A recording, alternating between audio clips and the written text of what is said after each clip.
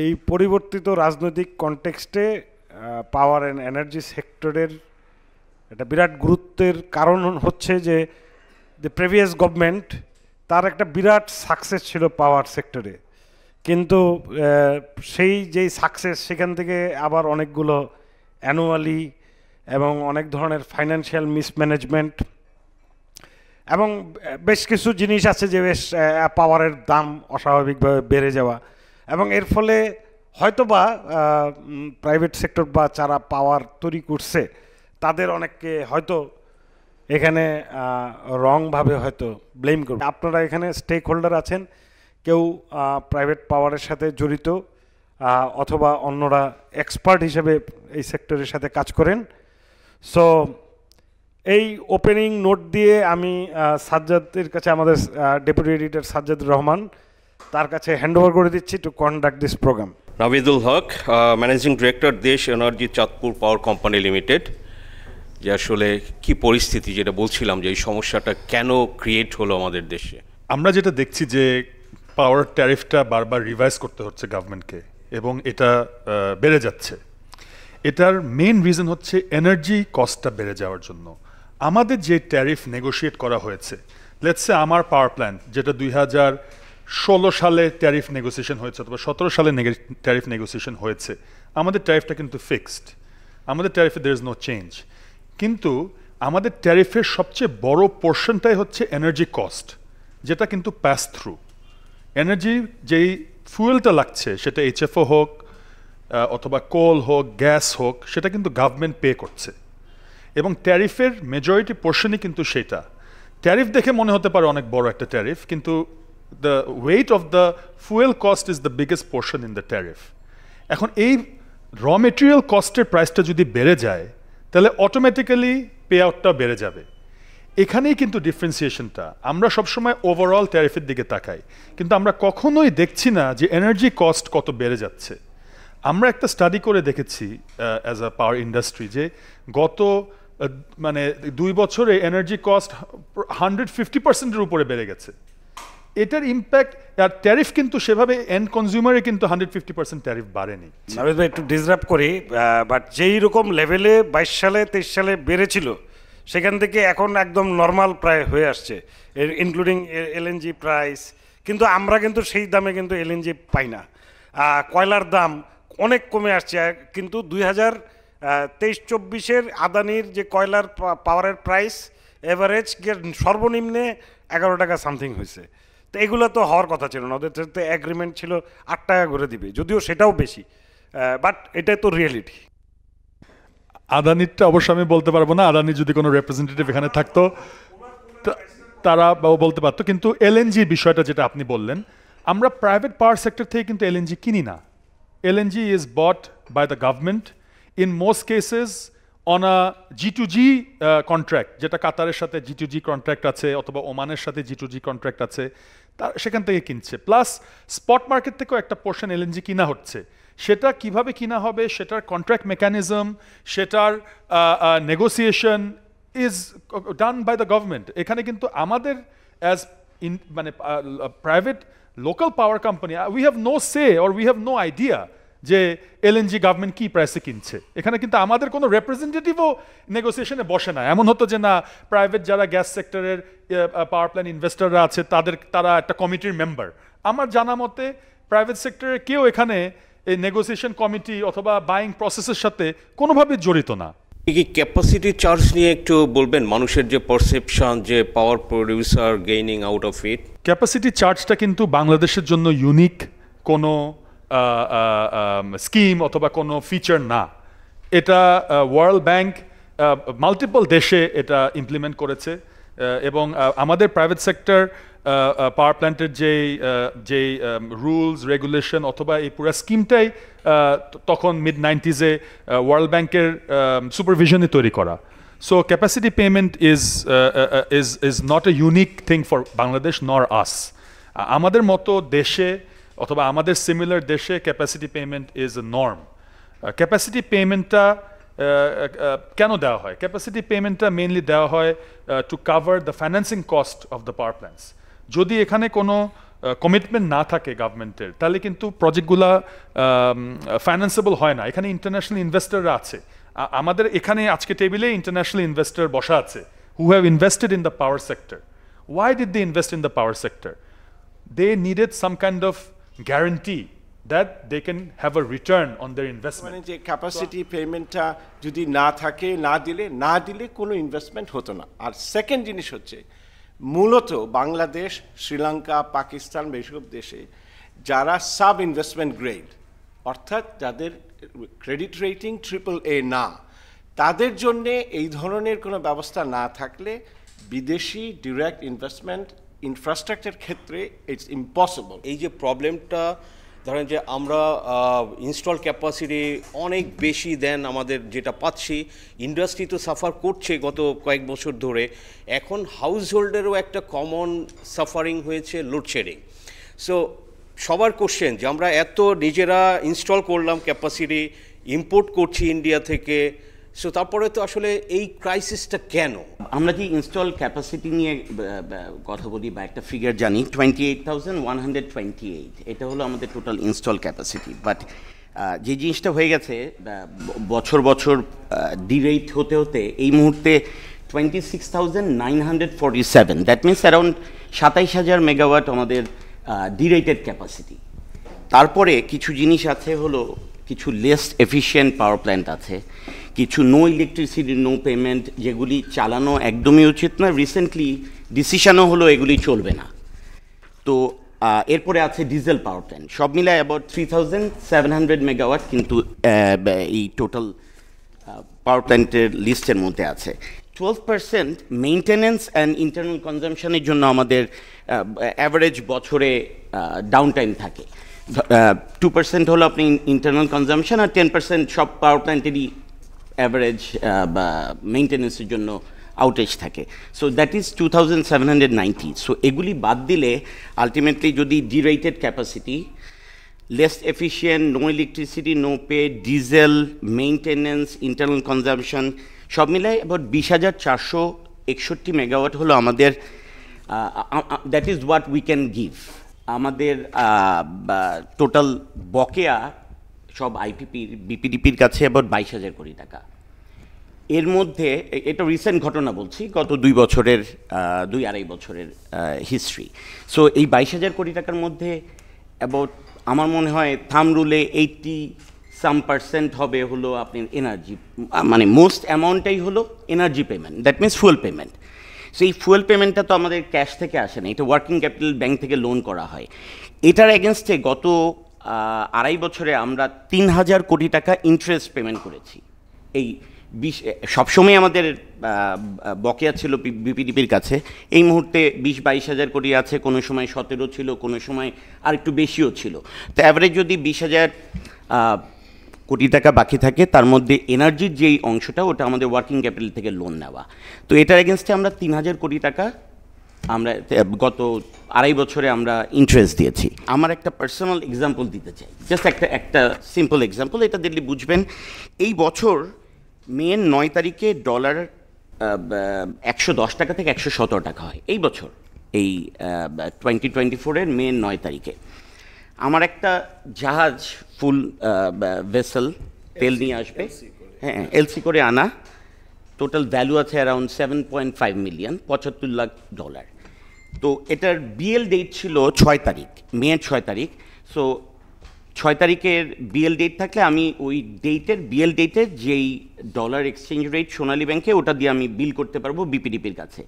So ওটার rate ছিল 110 টাকা, যেহেতু 9 তারিখের রেটটা চেঞ্জ হয়।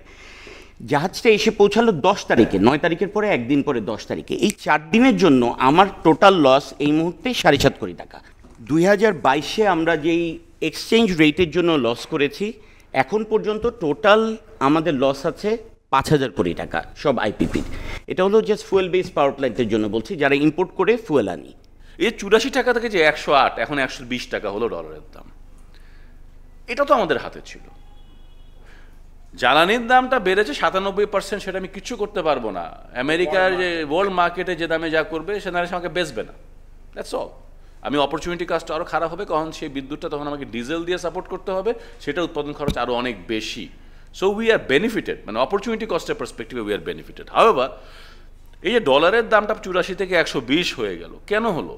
84 থেকে 120 টাকা যে ডলারের দাম হলো, এটা আমাদের হাতে ছিল। এটা হয়তো আমরা যদি এখন ধরি ইন্ডিয়াতে এখন রুপির দাম হচ্ছে 83-84 টাকা ডলার। হিস্টোরিক্যালি এটা 25%। আপনি যদি দেখেন, আমি এটা স্টাডিও করেছি যে গত 15 বছরের মানে 22-23টা বারিং 22-23 বিফোর, আপনি যদি দেখেন যে 20 থেকে 25%-এর ব্যবধান ছিল। আপনারা সবাই যাবেন যারা ইন্ডিয়া গিয়ে শপিং টপিং করেছেন, তারা জানেন যে 1 রুপিতে কত রুপিতে 1 টাকা ইত্যাদি ইত্যাদি। এত পার্থক্য কেন হবে? ওরটা 83, আমারটা 120 কেন? কারণ কি? আমাদের যে ডলারের যে প্লান্ডারিংটা হয়েছে, যে আমাদের যে ফরেন কারেন্সি ইলিগালি দেশের বাইরে নিয়ে গিয়েছে, এটা যদি না হইতো তাহলে তো আমার ডলারের দামটা হয়তো বিদ্যুতের দাম 2 টাকা থেকে 3 টাকা 2 টাকা কমে যেত। সরাসরি বিদ্যুতের দাম 2 টাকা কমে যেত। এটা তো এখন করতে পারি নাই। যদি ভবিষ্যতে করতে পারি, যেহেতু আমরা এখনও এবং নিকট ভবিষ্যতেও আমদানি নির্ভর জ্বালানির উপর দিয়েই আমাদের বিদ্যুৎ উৎপাদন করতে হবে, এটার এই বাস্তবতার কোনো ব্যত্যয় হবে না নিকট ভবিষ্যতে। 5-7 বছরে আমি সেটা দেখি না। আর যেহেতু আমি সেটা দেখি না, তাহলে আমি যখন একটা ইম্পোর্ট পলিসিতে যাব, তখন আমি সবসময়, যেহেতু আমার কারেন্সি টাকা এবং ডলার দিয়েই আমদানিটা করতে হবে, তাহলে আমার কন্ট্রা সাইডে আমাকে ডলার সংরক্ষণের ব্যাপারে সবচেয়ে বেশি স্টেপ নিতে হবে। তাহলেই না ঠিক থাকবে, হিসাবটা মিলবে, তা নাহলে তো মিলবে না। সো আপনার প্রশ্নের প্রথম সহজ উত্তর হচ্ছে মানি লন্ডারিং বন্ধ করেন। আমরা সবাই মিলে শুধুমাত্র একটা এস আর একটা আর, এগুলো দিয়েই হবে না। প্রত্যেকের অবস্থান থেকে, আজকে আমার ভাইয়ের সঙ্গে কথা বলছিলাম সকালবেলা, বললাম ভাই আমরাও কিন্তু ছোটো ছোটো মানি লন্ডারার। কীভাবে ভাই? এই তুমি কি কালকে বিদেশ যাচ্ছ, $5,000 কিনছো নাকি হুন্ডিওয়ালার কাছ থেকে? তখন বলে হ্যাঁ আমি কি দেখলাম যে ফোনের মধ্যে বলতে যাচ্ছিলাম। বললাম বুঝে ধরে নিচ্ছি তুমি কিনেছো, তবে তুমিও একটা মানি লন্ডারার, আমিও একটা মানি লন্ডারার। যখন তুমি এটা এনরোল করেছো পাসপোর্টের মধ্যে না। তো আমরা এখন মানে মানি লন্ডারিংটা প্রোটেক্ট না করতে পারলে কিছু হবে না। অ্যাজ আমার অর্থনীতি নিয়ে আমার কিছু লেখাপড়া আছে ইঞ্জিনিয়ারিং ছাড়া, এবং সেই হ্যাট মাথায় নিয়ে বলছি, মানি লন্ডারিং প্রোটেক্ট না করতে পারলে কিছু হবে না। একটা স্পন্সর যখন একটা 115 বা 150 মেগাওয়াট বিদ্যুৎ কেন্দ্র স্থাপন করে, তাকে কিন্তু $150 to $200 মিলিয়ন প্রথম দিনই তাকে বিনিয়োগ করতে হয়। তারপরে সে অপেক্ষা করে 15 থেকে 20 বছর যে টাকাটা ফেরত আসবে, লাভ সহ ফেরত আসবে, কিন্তু there is no guarantee. Imran Karim ভাই একটা পয়েন্ট বলেছেন, আপনার একটু আবু ভাইয়ের থেকে শুনতে চাই যে উনি যেটা বললেন যে এই যে এক্সচেঞ্জ রেট এবং তারপরে মানি লন্ডারিং, এটা যদি না হতো তাহলে ইউনিটে 2 টাকা কস্ট কম হতে পারতো। Do agree? মানি লন্ডারিং যদি না হয় তাহলে আমাদের যে ডলার টাকার ক্রস রেট, সেটা একটা নিয়মের মধ্যে থাকে। ইমরান যেরকম অ্যানালিসিস করছে, ইনভেস্টমেন্ট করার আগে 2000 সালে আমরা দেখেছি যে 20 বছরের ডেটা নিয়ে দেখেছি যে বাংলাদেশি টাকার cross rate actually even sharper 5 to 10% variation. সেটা যদি ধরি আমরা স্ট্যান্ডার্ড, সেই যেভাবে ধরি, সেটা যদি ধরি, তাহলে ডেফিনেটলি বিদ্যুতের দাম কমে যেত ফর শিওর। ভবিষ্যতে বিদ্যুতের দাম কমাবো কীভাবে? বাংলাদেশে একটা বাস্তবতা হচ্ছে সোলার বিদ্যুৎ কেন্দ্র করা বাংলাদেশে কিন্তু খুবই difficult because of land constrain. হ্যাঁ, তো আমরা যদি এই সমস্ত জিনিস বিবেচনা করি, এবং 3টা পার্টিকুলার, আমাদের দেশের সবচেয়ে কম দামি বিদ্যুৎ হচ্ছে গ্যাস ভিত্তিক বিদ্যুৎ, এটা বাস্তবতা। এবং আমরা যদি ক্রমাগত ব্লেন্ডিংও করি, যেহেতু আমাদের গ্যাসের নিজস্ব গ্যাস কমছে, আমদানিকৃত গ্যাস বাড়বে, সেগুলা অ্যাড্রেস করার পরও দেখা যাবে যে আমাদের গ্যাস দিয়ে বিদ্যুৎ উৎপাদন খরচ কম, এবং সবচেয়ে কম হবে, including renewable and everything. It's a fact of life. But unfortunately, we are unable to harness this because we don't have appropriate infrastructure. আমরা সাফিসিয়েন্টলি গ্যাস এক্সপ্লোরেশন করছি না, সেটা নিয়ে দ্বিমত থাকতে পারে কারো, করছি না। তো যদি করেই, তাহলে একটা দিকে যেতে হবে। তো আইদার আমাকে এক্সপ্লোরেশনে 100% যাইতে হবে উইথ ফুল ভেরাসিটি, অথবা আমি যদি মনে করি না আমার লোকালি আমি কিছু ভালো পাবো না, তাহলে সেক্ষেত্রে আমার ইম্পোর্ট ইনফ্রাস্ট্রাকচারটা ভালো থাকতে হবে। এখন আমার হাফ ইম্পোর্ট ইনফ্রাস্ট্রাকচার, কিছু কিছু এক্সপ্লোরেশন, এটা তো কোনো মেথড হইতে পারে না। আমরা একটা গ্যাস হাংরি কান্ট্রি, আমাদের যত মিল ফ্যাক্টরি আছে এবং ভবিষ্যতেও যত মিল ফ্যাক্টরি হবে, এগুলোতে gas will remain a primary fuel, as a direct primary fuel. তা আমরা যদি এটার যোগান না দিতে পারি, তাহলে বাংলাদেশে মিল ফ্যাক্টরি হবে কীভাবে? আর আমরা বলতেছি বাংলাদেশে ইকোনমিক জোনে সাফিসিয়েন্ট ইনভেস্টমেন্ট হচ্ছে না, হবেই তো না। আপনি তো প্রাইমারি এনার্জি যোগান দিতে পারছেন না, হবে কেন? আকাশ থেকে এসে তো মানুষ ইনভেস্টমেন্ট করবে না এখানে। তো যে সমস্ত জায়গায় তারা প্রাইমারি এনার্জি যোগান দিতে পারছে সেখানে হচ্ছে। যেমন মেঘনার ইকোনমিক জোন দেখেন, ওখানে গিয়ে মানুষ আবার করে কিছু, যা হচ্ছে ওখানে কিছু কিছু হচ্ছে, আর কোনোখানে হচ্ছে না, কারণ কোনোখানে প্রাইমারি এনার্জি যোগান দেওয়া যাচ্ছে না। তো আমাদেরকে গ্যাস ইনফ্রাস্ট্রাকচারটাকে আমাদেরকে ইমপ্রুভ করতেই হবে, কারণ আমাদের যে গ্যাস ডিমান্ড হবে ভবিষ্যতে, এবং gas is a transition fuel. আমাদের অন্য যে সমস্ত ফিউলগুলো আছে, কোল বলেন, আমাদের HFO বলেন, সেগুলো তো red zone, red fuel. We need to go into blue and green. Green, yes, in the longer term it's possible. Green, we need to find, আমাদের গ্রিনে যেতে হলে আমাদেরকে আরও অনেক আমি মনে করি ক্রস বর্ডার ইন্টারাকশনস বাড়াইতে হবে, জিও পলিটিক্যাল ব্যাপার স্যাপার আছে এটার মধ্যে। তো আমি এটা, we don't understand politics much, we don't want to go into that. But যেটা হাতের কাছে, যেটা আমাকে সহজেই গ্যাস বিদ্যুতের দাম কমাইতে পারে, সেটা হচ্ছে gas. Either you invest in exploration of gas, or you create appropriate infrastructure, so you can import gas. The price of imported gas is going to plummet. Infrastructure বলতে বোঝাতে যাচ্ছে বাংলাদেশে দেখুন, এখন আপনার মনে করেন দুইটা প্রাইমারি রিসিভিং পয়েন্ট আছে, যেটাকে আমরা FSRU বলি। একটা FSRU খারাপ হলে 3 মাস বসে থাকতে হয়। তো আমাদের রিডান্ডেন্সি এখানে থাকা উচিত ছিল না। বিদ্যুৎ কেন্দ্রে যদি রিডান্ডেন্সি থাকে, তাহলে FSRU রিডান্ডেন্সি কোথায়? আমাদের আবার দেখা যায় যে এখন যদি আবার ভবিষ্যতে যদি আমরা ডিপসিতে গ্যাসও পাই, সেই গ্যাসটা ঢুকবে কোনখান দিয়ে? মহেশখালী, চিটাগং অথবা খুলনা সাইড দিয়ে ঢুকবে। Where is the pipeline? তো ওই পাইপলাইন তো আমি গ্যাস আমদানি করি আর ডিপসিতে গ্যাস পাই, দুইটার জন্যই তো লাগবে। তো ওয়ার ইজ দ্য পাইপলাইন? অনেক ক্ষেত্রেই প্রাইভেট আইপিপিদেরকে নিয়ে কথা বলা হয়, এবং আমার মাঝে মাঝে ফিলিং হয় যে এই দেশের যত সমস্যা সব মনে আমাদের ঘাড়ে। এই যে প্রতিটা পলিসি নেওয়া হচ্ছে, আপনি যেটাই বলেন, ট্যারিফ নেগোসিয়েশন বলেন, পাওয়ার সিস্টেম মাস্টার প্ল্যানিং বলেন, যাই বলেন না কেন, আর IPP is involved in any way. আমি আইপিপি হিসাবে ব্যবসায়ী 2007 থেকে 8 থেকে।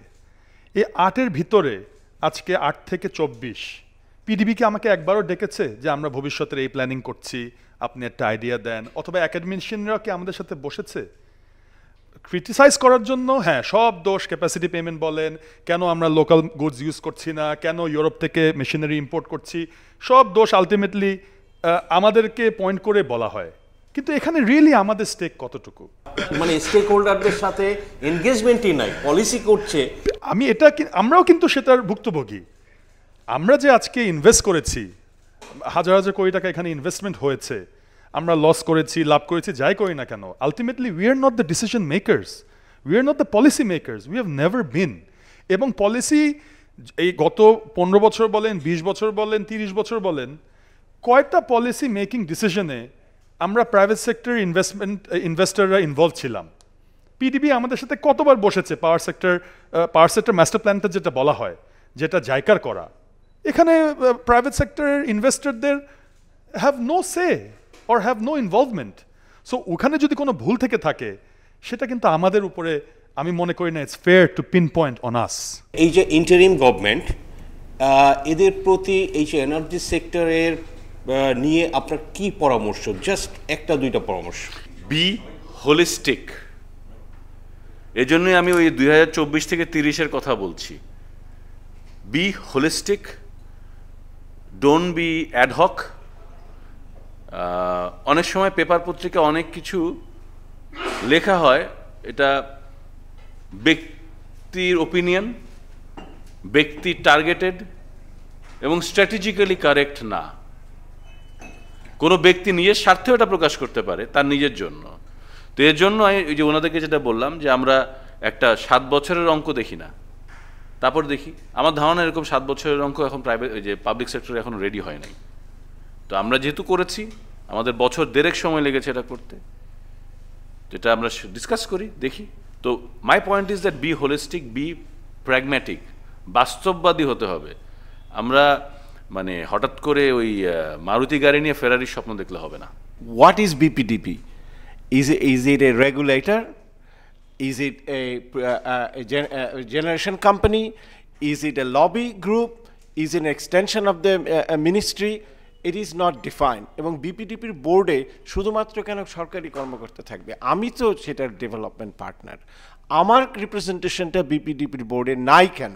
করাপশনের কারণে বা অনিয়মিততার কারণে আমার কস্ট অফ ফান্ডিং অনেক হাই হচ্ছে অ্যাজ অপোজ টু ট্রান্সপারেন্ট দেশের কস্ট অফ ফান্ডিং। আমি যদি মালয়েশিয়াতে যাই বা সৌদিতে যাই, আমার কস্ট অফ ফান্ডিং অনেক কম। আর এখানে বাংলাদেশে আসতে আমার কস্ট অফ ফান্ডিং আর কারণ কস্ট অফ ফান্ডিং আপনি সবাই জানেন যে সোফার rate plus country risk plus project risk, country risk অনেক হাই বাংলাদেশে, সেটা কমানো দরকার। আমার মনে হয় যে আমাদের আলোচনা এবং লেখার মাধ্যমে সরকার যদি কিছু পরামর্শ পায়, ইমিডিয়েটলি সরকারের উচিত যে অন্তত এইচএফ পাওয়ার প্ল্যান্ট, আমার বাস্তব অভিজ্ঞতা থেকে বলছি যে তেলের দামের যে বকেয়া আছে এবং ক্যাপাসিটি পেমেন্টের যে বকেয়া আছে সেটা পরিশোধ করা উচিত। তাতে এই আমরা তো এখানে বিনিয়োগ করেছি প্ল্যান্ট লোড ফ্যাক্টর হাই করার জন্যে। প্ল্যান্ট লোড ফ্যাক্টর কম আছে অনলি বিকজ তেলের যেই আমদানির খরচ সেটা সরকার অনেক দেরিতে পরিশোধ করছে না তা বলছে না, সেটা করা উচিত। সেকেন্ড, ইনএফিশিয়েন্ট প্ল্যান্টগুলো সেটা সরকারি হোক বেসরকারি হোক সেটাকে ফেজ আউট করা দরকার। তিন নাম্বার হচ্ছে যে আসলে প্রাইভেট এবং পাবলিক পার্টনারশিপ যেটা মুখে বলা হচ্ছে, সেটা পলিসি মেকিং ক্ষেত্রে আইপিপিদের কোনো আমার জানা মতে কোনো পার্টিসিপেশন নাই, এটা এনশিওর করা উচিত, তাদের কথা এখনই শোনা উচিত। আমাদের বকেয়াটা যদি পরিশোধ না হয় আলটিমেটলি কোম্পানি সিক হয়ে যাবে, বন্ধ হয়ে যাবে, প্রোডাকশন দিতে পারবো না। বকেয়া পরিশোধ করলে কি পাওয়ার প্রোডাকশন বাড়বে? ডেফিনেটলি প্রোডাকশন বাড়বে। আমার যে আমি এই মুহূর্তে আসলে অন্য কিছুই চিন্তা করতে পারছি না আদার দেন বকেয়া। আমার এই মুহূর্তে আমার একটা নেক্সট যে এলসি করব 10 দিন পরে, সেটার মতো ব্যাংকের কোনো ক্যাপাসিটি নেই। সো আমি ধরে নিচ্ছি এই 10 দিনের মধ্যে কিছু বিল পাবো, যতটুকু বিল পাবো ওইটুকু মানে ওয়ার্কিং ক্যাপিটাল ক্লিয়ার করে আমি এলসি করব। সো এরকম টাইট অবস্থায় আমরা কোনো সময় যাইনি। আমার মনে হয় 2 বছর ধরে এভরিবাডি সেম বোট, এভরিবাডি। এটা বড় পাওয়ার প্ল্যান্ট, ছোটো পাওয়ার প্ল্যান্ট, আমরা 5টা এইচএফও ফায়ার্ড পাওয়ার প্ল্যান্ট রান করি। সো প্রত্যেকটাতে একই অবস্থা। আমাদের গ্যাস বেস পাওয়ার প্ল্যান্ট 4টা আমরা রেসিপ্রোকেটিং ইঞ্জিন দিয়ে চালাতাম। 2007 সালের কন্ট্রাক্ট, এগুলি আগের তত্ত্বাবধায়ক সরকারের সময়। এগুলি সব এক্সপায়ার করে গেছে গত বছর নভেম্বর থেকে, ডিসেম্বর, এই বছর ফেব্রুয়ারিতে। 15 বছর শেষ হয়ে যাওয়ার পরে এখন জাস্ট 5টা এইচএফও ফায়ার পাওয়ার প্ল্যান্ট এবং প্রত্যেকটার একই অবস্থা। এবং আমার মনে হয় প্রত্যেকটা এইচএফও ফায়ার্ড আইপিপি একই অবস্থায় আছে। একটা এলসি, 2টা এলসি, কোনো এলসি না, বন্ধ করে রাখছে কেউ 20%, কেউ 30%। আমরা অনেক কষ্ট করে 50 to 60% চালাচ্ছি।